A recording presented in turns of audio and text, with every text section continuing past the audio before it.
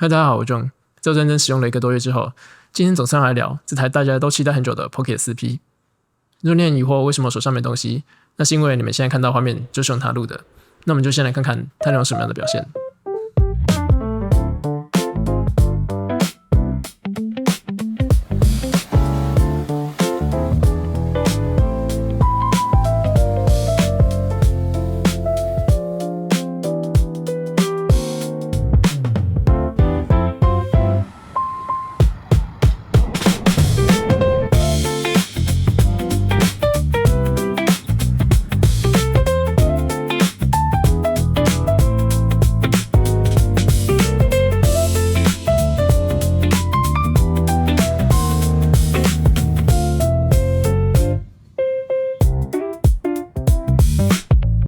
不知道大家覺得怎麼樣？關於它的能耐以及跟陸浪的比較，網絡上已經有很多分享，我就不再重複一遍。我選了幾個我覺得不錯的內容放說明欄，還沒看過的話可以參考一下。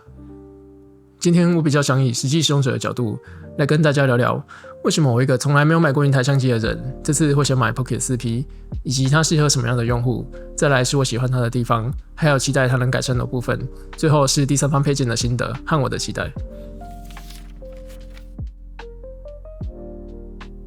以前沒有買 Pocket 的原因，是因為我出去玩都習慣帶相機，通常會搭24到70毫米左右的標準變焦鏡。但因為 Pocket 3只有一顆20毫米定焦鏡，既沒辦法代替剛剛的組合，我又找不到原因多照顧一個相對脆弱的器材，只為了獲得一個焦段相近的廣角畫面。我本來有想過就鐵了心一路用20毫米拍到底，但它終究是針對自拍設計的，對大部分的場景來說都太廣了，拍起來很難有太多層次。如果遇到自然景觀，廣角鏡更是容易拍出很多看起來相似的水平線。雖然 Pocket 3之後有更新中焦模式，多了40毫米可以用，但沒辦法錄 log， 對我來說差不多就等於沒得用。等到 Pocket 出4代，終於可以在中焦模式下錄 log 了，但這時候 4P 的風聲已經滿天飛，就沒有理由不繼續等。那現在 4P 出了，多了一顆等效60毫米的鏡頭，有廣角有特寫，就真的是一個好的輕便的錄影器材方案。對 vlog 來說很夠用，所以我就買了。拍照的部分，我就再搭配一台口袋機，這樣就不用一直背着，看到什麼想拍的再掏出來就好。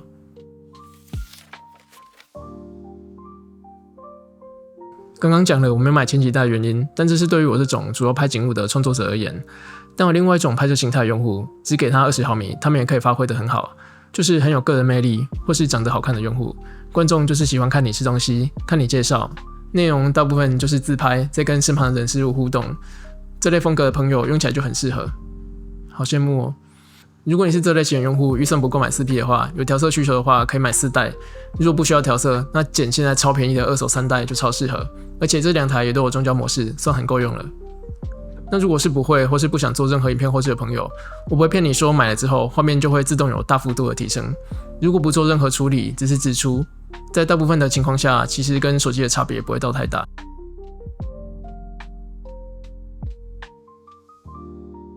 但在夜景的表現上，由於先天硬體上的差異 ，Pocket 4P 的表現就會好上不少。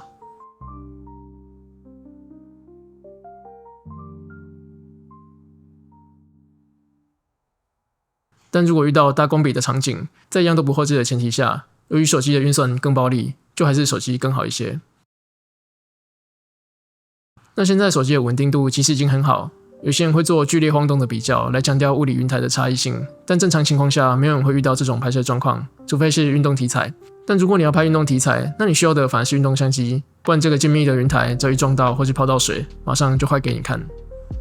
所以如果你不想做任何後製處理，除非你會需要拍很多夜景，我才會推薦購買，不然只帶一台手機，不用多照顧一個設備，還是輕鬆非常多的。但如果你是有一定影片編輯能力的創作者，想找一個最輕量化的錄影方案，那它畫面的上限可以很高，我就非常推薦。我今年也一直在做各種嘗試，包旅行的攝影設備更精簡化，預計年底前會做各種節。有興趣的朋友可以先把頻道訂閱起來。那相信大家也跟我一樣好奇，這次多出來的長焦鏡頭畫質到底怎麼樣？我這1個多月拍攝下來的感覺是會比主鏡頭差一點，但也不會太糟，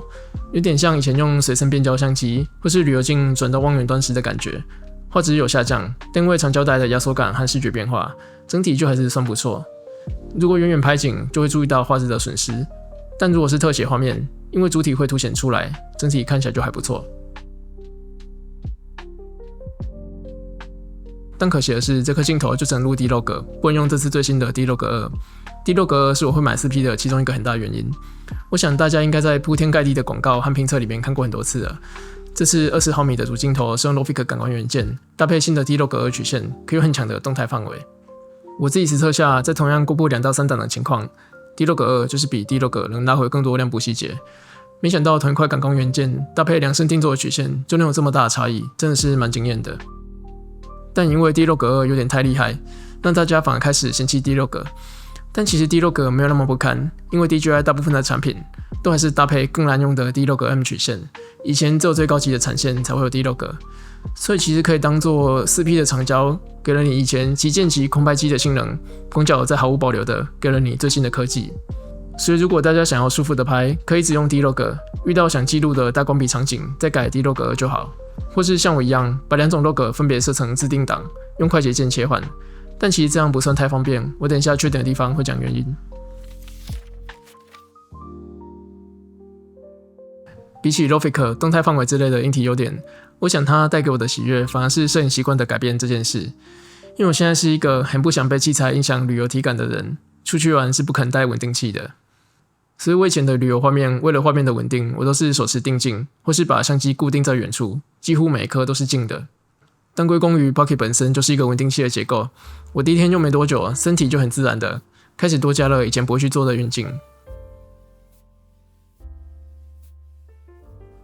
加上它有跟隨主體的功能，所以自拍時如果想要運鏡也可以實現。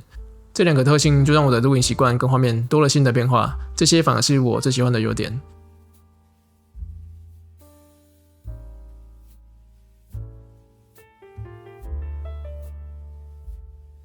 雖然這些心得對用過 Pocket 3的朋友來說早就不新奇，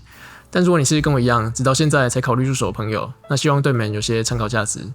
另一個我喜歡的點是它可以用慢快門，因為有一些相機是沒辦法設定比硬格更慢的快門速度的，但 4P 可以，所以你在晚上或是在白天加上減光鏡搭配慢快門，就可以拍出這種類似王家衛的電影裡會常出現的效果。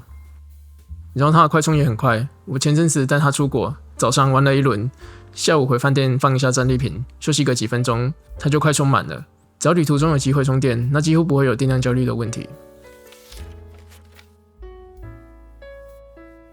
再來要講一下我認為的小缺點，第一個就是 log 最高只能支援到 4K 60P， 如果你要用 4K 120P 或是 240P 就不能錄 log。我還是蠻希望它至少能多一個能錄 log 的1080的 120P 之類的，不然沒辦法拍有電影感的超慢動作，有點可惜。再來是它被露娜逼急了，臨時湊出來的遙控器有點太陽春了。它原本是手機穩定器上的，拔下來以後沒有另外想攜帶方案，充電又是特規的，要多帶專用的線，所以等於你要多花心力和收納位置，多照顧2個容易不見的東西。如果學隔壁那樣做成手錶之類的形式，應該就會好一些。而且大疆的手機遙控也做得蠻好的，除非你很常需要常常離機身超過10幾公尺來控制它，不然遙控器的需求度真的不是很高。接下來是使用者體驗上的一些缺點，像是 C1、C2 這種自定設定沒辦法記用哪一顆鏡頭，因為我只有長焦會想要用 D-Log， 但它只記得住 D-Log， 記不住鏡頭，每次切換過去都還是要再手動切換鏡頭。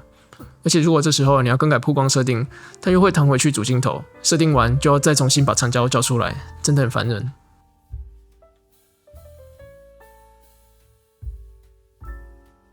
另一個缺點是沒辦法用快捷鍵切換對焦模式，預設的 FC 連續對焦，長時間拍空鏡會一直亂對焦，而且如果畫面突然有人頭經過，即使超小它也會跑去對，但它的 FS 就藏得很深。控制對焦模式的方式只有在選單深處才能換，也許上一秒我在拍人或物需要連續對焦，下一秒我想要補一格風景需要定點對焦，這時候就沒有辦法快速切換。希望之後的快捷鍵可以新增這項切換功能吧，不然已經有可以開始媲美其他大型設備的超高寬容度，結果只是想簡單拍個高品質的空鏡，卻還是很麻煩。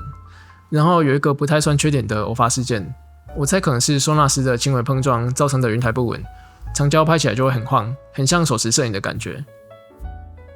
這時候用系統設定裡面的雲台校準，讓它重跑一下就會正常了。最後你遇到怪怪的情況，就讓它跑一下試試看。最後來分享一些我用下來覺得不錯的配件。首先是這個 SmallRig 的小三腳架，上面有個1體式的1/4螺絲，所以不用任何工具就能鎖上延長模塊。平常有磁力，所以是收起來的，需要站立的時候往桌上一放就可以，很適合任何突然需要簡單自拍的時候，也很輕便簡潔。再來是，如果有更刁鑽的自拍需求，我是多加這個 Flymile 的邊框三腳架，它可以另外夾在機身上，可以磁吸也有三腳架或螳螂勾勾的功能。我會放在行李裡邊，到時再看當天的行程有沒有需要帶它出門。再來是可調式 ND， 如果你很追求快門角度的話才需要買，其實市面上每一家應該都不錯，我是選 Telestin 的，純粹是我之前在小小的合作經驗裡面，他們印象不錯。我買1到5檔的，在大晴天有點不夠用，只是我懶得每次進室內就換保護鏡，調回1檔的話，在室內就還是勉強可以用。最後是保護殼，因為我很擔心裸機在收納的時候雲台被壓壞，看了很多個以後，我覺得 JJC 這個是目前最理想的，可以保護雲台，又有空間可以收納保護鏡，也不會壓到剛剛的外掛配件，還可以看充電進度，非常之完美。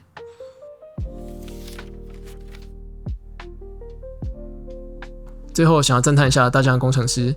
根據我的小道消息，據說原本4P是要在美國的黑五左右推出，也就是11月底前，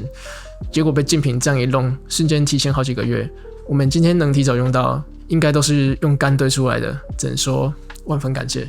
最後是我的期待，除了剛剛講到的使用者體驗上的小問題，我最希望的還是這台4P也能早日新增中焦模式，因為是同一塊感光元件，在我美好的幻想裡面，如果中焦也能用 D-Log2，